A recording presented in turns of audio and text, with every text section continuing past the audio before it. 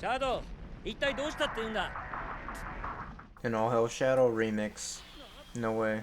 I think like the best songs in this game are like the remixes of older tracks. Kind of. There are some remixes in Episode Shadow that I'm not very fond of. That was an okay cutscene, I guess. But we don't get a Shadow boss fight, which is pretty disappointing. Like if it was Sonic and Shadow tag teaming to fight the evil Shadow clone, that would have been fun, but it's defeated so easily in a cutscene. It's pretty disappointing. Oh wait, Metropolis. Oh, hold on. I actually really like the aesthetics in this level. And it pisses me off that they don't utilize it. Oh yeah, this game technically only takes place in 5 levels, but you're just going to different sections of the levels. So that's technically way less levels than there are in Mania. Like Mania had a good, like, what was it, 14? Yeah, but most of them were just reused levels. Sure. I've heard some people say like, oh, Mania just reused a lot of shit. So did Forces. Yeah, but Forces reused way less stuff. That's debatable. But even if you're like counting the levels, I'm pretty sure Mania had 4 original levels and Forces only has like 2. And that's the Casino Forest level and this new version of Metropolis. Even though this is just an older level, but they just gave it like a brand new look. I just think like if you're gonna use the whole nostalgic pandering towards Mania, but you don't want to give it to Forces, and that's really unfair and hypocritical. You could like one game more than one, but you can't give criticism to a game, meanwhile the other game you prefer has the exact same issues. Like, I think that's kind of a stubborn thing to do. But I did want to say, I do like the look of this level. I actually think this is my favorite, like, original looking level in the game. I like the aesthetics, and I'd love to see them actually use this in a later game, like give it like actually interesting level design, not just straight lines and grind rails. Also, this is a pet peeve of mine, but a few of my friends were hyped for this game, and they would go on YouTube and do live streams and stuff, like promoting the game, but eventually they started to like grow uninterested in Forces in general, and then after the game came out and they just didn't care about it like a lot of other people. A few others kept like throwing it back in their face like, wow, you were hyped for this game at one point, nice to see that backfired. So I just want to say, don't do that to people. You're a fucking asshole if you do that to people. I didn't even do that to anyone whenever this game came out. Like, I had a few friends who were hyped for this game. I wasn't just like, oh wow, the game's not gonna be good, you're an idiot for being hyped for this. I like saw it came out, they were underwhelmed by it, and I'm just like, oh well, just wait for the next game. I think that's a really shitty thing to just do to people. Just rub their opinions back in their face. I think the story and scale of Forces is like way too high for its own good. I don't think this game had like the proper budget and development like time to like pull off what it was trying to do, if that makes any sense. So this boss fight is pretty boring. It's just 2.5D and you're just waiting for Infinite to give you an opening to attack on. Is the boss theme supposed to be like a remix of Infinite's theme? No, what's funny is that I don't even notice it because I've heard the original Infinite theme and I'm just like, oh, that's what they're doing. I recognized it because of Emmy Jones' cover. Like, I'm familiar with Infinite's theme because of Emmy's cover, because I did not care for the original song at all. Oh my god, that's so funny. I mean, that's a clever thing to do for this boss fight, but sounds like shit. Again, just not a fan of the synths that they use for this soundtrack. Especially when, like, other Sonic soundtracks that use synth sound way better than this. This game's soundtrack makes Sonic Colors look like Sonic Adventure. Oh shit, we're at stage 17. We're almost 2/3 done with the game. And we've only been recording for an hour and 26 minutes. Why didn't they render these cutscenes in 60 frames? I mean, I guess like every version of the game couldn't run like that, but this is PS4. Like, I'm pretty sure they probably designed the game to be on PS4 and then had to work on the ports later, but like, they could have made these cutscenes 60. The cutscenes in Sonic Unleashed were 60 and that was on PS3. I mean, the PS3 version of Sonic Unleashed has its own optimization issues, but it still tried to run at 60. Oh boy, here we go guys. It's Chemical Plant. Chemical Plant. Oh, Jesus, the music, no. That's not a good way to start the song. Check this out. Whoa.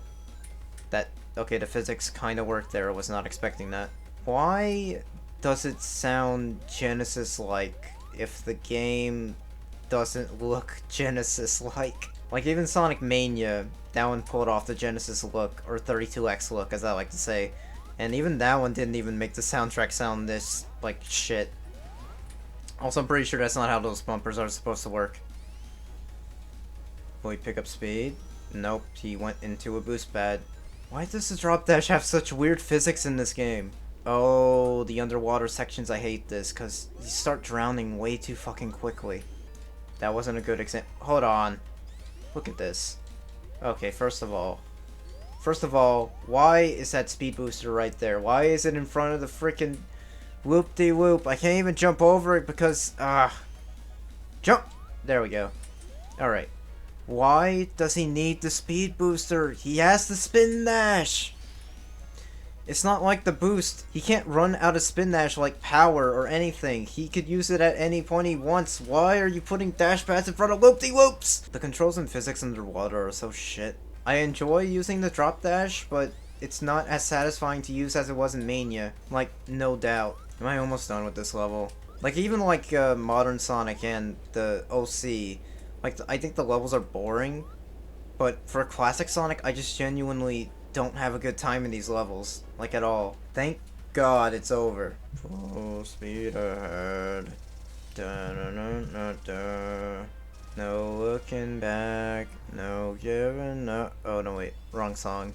Oh, I got another gamer hat. This time it's gray and white. And I'm not gonna wear it either. God, this is boring. Red Gate Bridge. Oh, this is the Metal Sonic boss fight, I think. Oh, you could jump during the cutscene. I didn't know that. That's really funny. Wow, what great spectacle. If only there was an option to skip these sections. Okay, I think Metal Sonic's about to show up. There he is. And strangely enough, they do a remix of the US version of Metal Sonic's theme from Sonic CD. And it's not the first time they did that in a Sonic game. Like, Generations had that awesome remix of the Japanese version.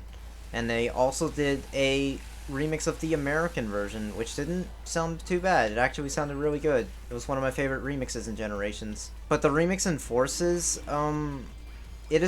it's not terrible, but again, I'm just not a fan of the synth they use for the soundtrack, so any, like, critiques I have for Forces soundtrack still applies to this remix of Stardust Speedway US Bad Future. I think, like, if they wanted to save time, they could have just used the Generations remix. I did like how they gave you an option to switch the Japanese remix to the American remix in Generations. I love it when both soundtracks for Sonic CD get recognized. Like, I don't prefer, like, either one, though I would probably say Japanese if I was forced to choose one. I think, like, both soundtracks are at the same level of enjoyment. Like, they're good for their own reasons. But there's a lot of stuff in the American soundtrack that I do really, really love. I think we're almost done with Metal Sonic. Yep, double boost. Together we can show the world what we can do. Yada da da da da. I don't fucking care. Let's end this fucking boss. R.I.P. Metal Sonic. Why exactly did that have to be a clone of Metal Sonic that we fought? Like, it could have just been regular Metal Sonic. Also, I probably should have asked this from the beginning, but why was Metal Sonic, like, huge in that boss fight? Oh, man. 2/3 done with this game, and we're only 90 minutes in. I gotta say, this cutscene is greatly enhanced thanks to the Sonic t-shirt. I would not be involved with this story without it. A lot of people kept using this game against me every time I said, like, I still think Sonic Unleashed was the closest Eggman ever came to succeeding. But a lot of people kept using Forces against me, saying, well, Eggman took over 99% of the world in Forces.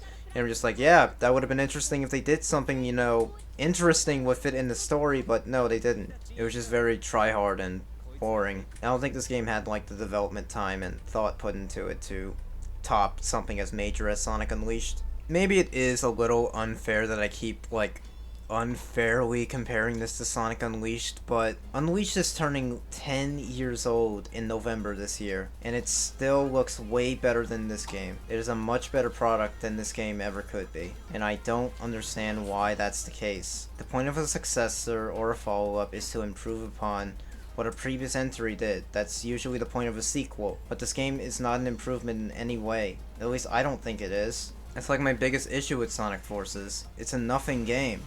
Like, nothing about it is appealing to me. Like, is there anyone out there who would seriously say they prefer playing this game over Unleashed? Like, I don't think Unleashed and Forces are even comparable. Even though they're using the same, like, modern Sonic gameplay style, I don't think they're comparable, like, at all. Well, good thing there's no life system. You really would have no life if you were playing this game, I guess. I think Unleash's QuickTime events were way more appealing to look at than any of these special effect shots. This plays more like a movie than it does a video game a lot of the time. I don't think I'm ever gonna call a Sonic Generation shallow ever again after this game.